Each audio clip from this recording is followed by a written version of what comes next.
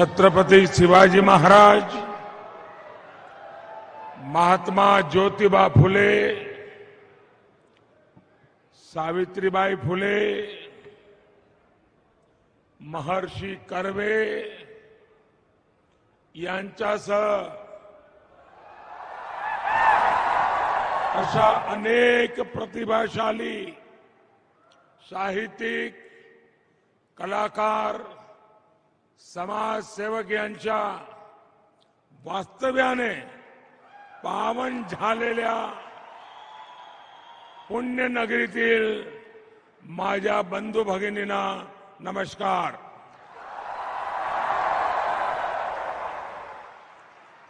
इस कार्यक्रम में उपस्थित महाराष्ट्र के गवर्नर श्रीमान भगत सिंह कोश्यारी जी,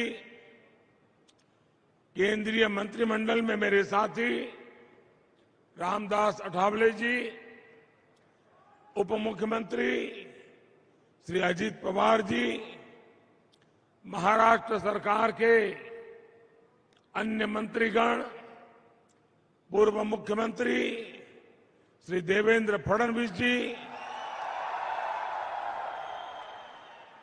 संसद में मेरे साथी प्रकाश जावड़ेकर जी, अन्य सांसदगण, विधायकगण, पुणे के मेयर मुरलीधर मोहोल जी, पिंपरी चिंचवड़ की मेयर श्रीमती माई धोरे जी, यहां उपस्थित अन्य सभी महानुभाव, देवी और सज्जनों, इस समय देश आजादी के 75 वर्ष निमित्त आजादी का अमृत महोत्सव मना रहा है.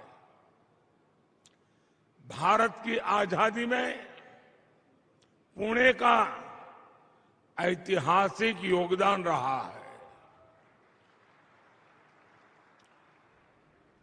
लोकमान्य तिलक, चापेकर बंधु, गोपाल गणेश अगरकर, सेनापति बापट, गोपाल कृष्ण देशमुख, आरजी भंडारकर, महादेव गोविंद रानडे जी जैसे अनेक इस धरती के सभी स्वतंत्रता सेनानियों को मैं आदरपूर्वक श्रद्धांजलि देता हूं.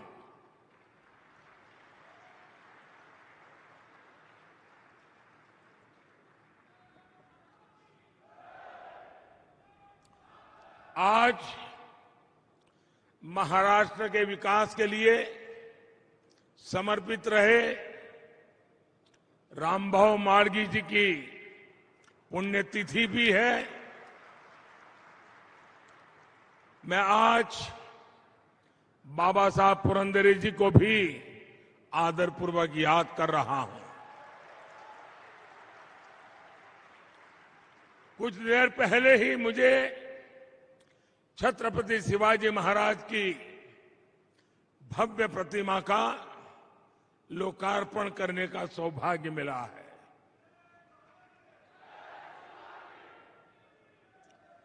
हम सभी के हृदय में सदा सर्वदा बसने वाले छत्रपति शिवाजी महाराज की ये प्रतिमा युवा पीढ़ी में, आने वाली पीढ़ियों में राष्ट्र भक्ति की प्रेरणा जगाएगी.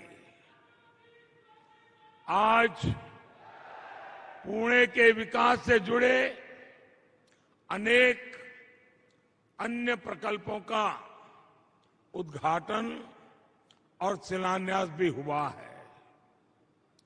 ये मेरा सौभाग्य है कि पुणे मेट्रो के शिलान्यास के लिए आपने मुझे बुलाया था और अब लोकार्पण का भी आपने मुझे अवसर दिया है.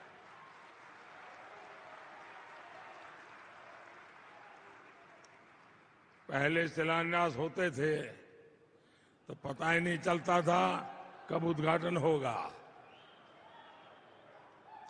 साथियों, ये घटना इसलिए महत्वपूर्ण है कि इसमें ये संदेश भी है कि समय पर योजनाओं का पूरा किया जा सकता है।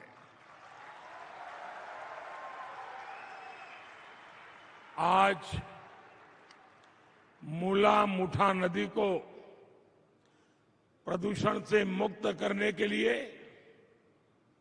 1100 करोड़ रुपए के प्रोजेक्ट पर भी काम आरंभ हो रहा है।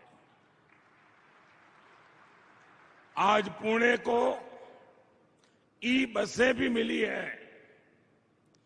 बानेर में ई बस के डिपो का उद्घाटन हुआ है। और इन सबके साथ, और मैं उषा जी को अभिनंदन देता हूं, आज पुणे के अनेक विविधता भरे जीवन में एक सुहाना तोहफा आर के लक्ष्मण जी को समर्पित एक बेहतरीन आर्ट गैलरी म्यूजियम भी पुणे को मिला है। मैं उषा जी को, उनके पूरे परिवार को,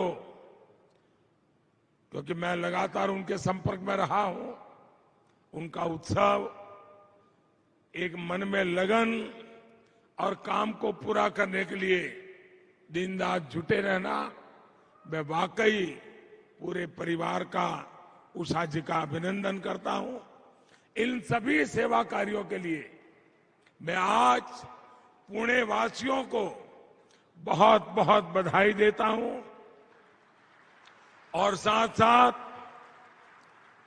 हमारे दोनों मेयर साहिबान को, उनकी टीम को तेज गति से विकास के अनेक काम करने के लिए भी बहुत बहुत बधाई देता हूं। भाई और बहनों, पुणे अपनी सांस्कृतिक, आध्यात्मिक और राष्ट्रभक्ति की चेतना के लिए मशहूर रहा है और साथ ही पुणे ने education, research and development, IT और ऑटोमोबाइल के क्षेत्र में भी अपनी पहचान निरंतर मजबूत की है। ऐसे में आधुनिक सुविधाएं पुणे के लोगों की जरूरत है और हमारी सरकार पुणे वासियों की इसी आवश्यकता को ध्यान में रखते हुए अनेक मोर्चों पर काम कर रही है। अभी थोड़ी देर पहले मैंने गरवारे में आनंद नगर तक पुणे मेट्रो में सफर किया है। ये मेट्रो पुणे में मोबिलिटी को आसान करेगी, प्रदूषण और जाम से राहत देगी, पुणे के लोगों की ईज ऑफ लिविंग बढ़ाएगी।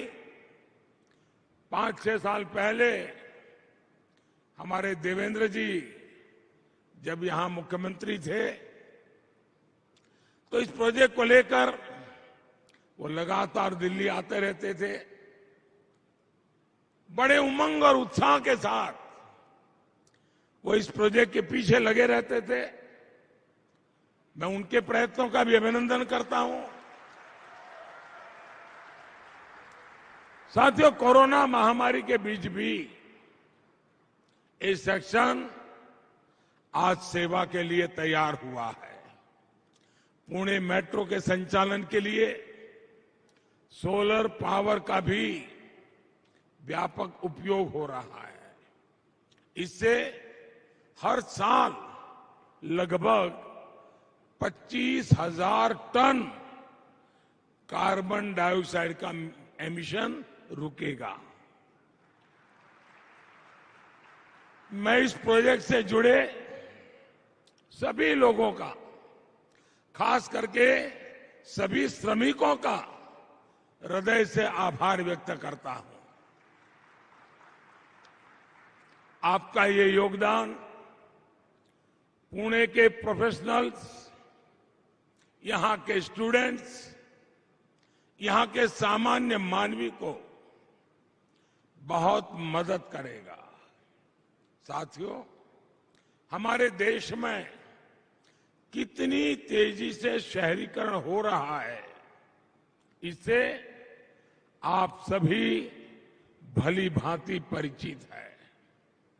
माना जाता है कि साल 2030 तक हमारी जनसंख्या, शहरी जनसंख्या 60 करोड़ को पार कर जाएगी। शहरों की बढ़ती हुई आबादी अपने साथ अनेक अवसर लेकर के आती है, लेकिन साथ साथ चुनौतियां भी होती है। शहरों में एक निश्चित सीमा में ही फ्लाईओवर बन सकते हैं। जनसंख्या बढ़ती जाए, कितने फ्लाईओवर बनाएंगे, कहां कहां बनाएंगे, कितनी सड़कें चौड़ी करेंगे, कहां कहां करेंगे। ऐसे में हमारे पास विकल्प एक ही है, मास ट्रांसपोर्टेशन। मास ट्रांसपोर्टेशन की व्यवस्थाओं का ज्यादा से ज्यादा निर्माण। इसलिए आज हमारी सरकार मास ट्रांसपोर्टेशन के साधनों और विशेषकर मेट्रो कनेक्टिविटी पर खास ध्यान दे रही है। 2014 तक देश के सिर्फ दिल्ली एनसीआर में ही मेट्रो का एक व्यापक विस्तार हुआ था। बाकी इक्का दुक्का शहरों में मेट्रो पहुंचनी शुरू हुई थी। आज देश के 2 दर्जन से अधिक शहरों में मेट्रो या तो ऑपरेशनल हो चुकी है या फिर जल्द चालू होने वाली है। इसमें भी महाराष्ट्र की हिस्सेदारी है। मुंबई हो, पुणे पिंपरी चिंचवड़ हो, ठाणे हो, नागपुर हो, आज महाराष्ट्र में मेट्रो नेटवर्क का बहुत तेजी से विस्तार हो रहा है। आज के इस अवसर पर मेरा एक आग्रह पुणे और हर उस शहर के लोगों से है जहां मेट्रो चल रही है। मैं प्रबुद्ध नागरिकों से विशेष आग्रह करूंगा, समाज में जो बड़े लोग कहे जाते हैं उनसे मैं विशेष आग्रह करूंगा कि हम कितने ही बड़े क्यों ना हुए हो, मेट्रो में यात्रा की आदत समाज के हर वर्ग को डालनी चाहिए। आप जितना ज्यादा मेट्रो में चलेंगे उतना ही अपने शहर की मदद करेंगे। भाई और बहनों, 21वीं सदी के भारत में हमें अपने शहरों को आधुनिक भी बनाना होगा और उनमें नई सुविधाएं भी जोड़नी होगी। भविष्य के भारत के शहर को ध्यान में रखते हुए हमारी सरकार अनेकों परियोजनाओं पर एक साथ काम कर रही है। हमारी सरकार का प्रयास है कि हर शहर में ज्यादा से ज्यादा ग्रीन ट्रांसपोर्ट हो, इलेक्ट्रिक बसों हो, इलेक्ट्रिक कारें हो, इलेक्ट्रिक 2 पहिया वाहन हो। हर शहर में स्मार्ट मोबिलिटी हो, लोग ट्रांसपोर्ट सुविधाओं के लिए एक ही कार्ड का इस्तेमाल करें। हर शहर में सुविधा को स्मार्ट बनाने वाले integrated command and control centre हो। हर शहर में सर्कुलर इकोनॉमी को मजबूत बनाने वाला आधुनिक वेस्ट मैनेजमेंट सिस्टम हो, हर शहर को वाटर प्लस बनाने वाले पर्याप्त आधुनिक सीवेज ट्रीटमेंट प्लांट हो, जल स्रोतों के संरक्षण का बेहतर इंतजाम हो, हर शहर में वेस्ट टू वेल्थ क्रिएट करने वाले गोवर्धन प्लांट हो, बायोगैस प्लांट हो, हर शहर एनर्जी एफिशिएंसी पर जोर दें, हर शहर की स्ट्रीट लाइटें स्मार्ट एलईडी बल्ब से जगमगाए। इस विजन को लेकर हम आगे बढ़ रहे हैं। शहरों में पेयजल और ड्रेनेज की स्थिति को सुधारने के लिए हम अमृत मिशन को लेकर के अनेक विध इनिशिएटिव लेकर के चल रहे हैं। हमने रेरा जैसा कानून बनाया ताकि जो मध्यम वर्ग के परिवार कभी इस कानून के अभाव में परेशान होते थे, पैसे देते थे, सालों निकल जाते थे, मकान नहीं मिलता था, उन सारी समस्याओं का समाधान जो कागज में बताया जाता था वो मकान नहीं होता था, बहुत सारी अव्यवस्थाएं होती थी। एक प्रकार से हमारा मध्यम वर्गीय परिवार जो जिंदगी की बहुत बड़ी पूंजी से अपना एक घर बनाना चाहता है, वो घर बनने से पहले ही अपने साथ चीटिंग हुआ महसूस करता है। इस मध्यम वर्ग के लोगों को, घर बनाने वाली इच्छा रखने वालों को सुरक्षा देने के लिए ये रेरा का कानून बहुत बड़ा काम कर रहा है। हम शहरों में विकास की स्वस्थ प्रतिस्पर्धा भी विकसित कर रहे हैं ताकि स्वच्छता पर स्थानीय निकायों का पूरा फोकस रहे। अर्बन प्लानिंग से जुड़े इन विषयों पर साल के बजट में भी ध्यान दिया गया है। भाई और बहनों, पुणे की पहचान ग्रीन फ्यूल के सेंटर के रूप में भी सशक्त हो रही है। प्रदूषण की समस्या से मुक्ति, कच्चे तेल के लिए विदेशी निर्भरता को कम करने और किसानों की आय बढ़ाने के लिए हम इथेनॉल पर, बायोफ्यूल पर फोकस कर रहे हैं। पुणे में बड़े स्तर पर इथेनॉल ब्लेंडिंग से जुड़ी सुविधाएं स्थापित की गई है।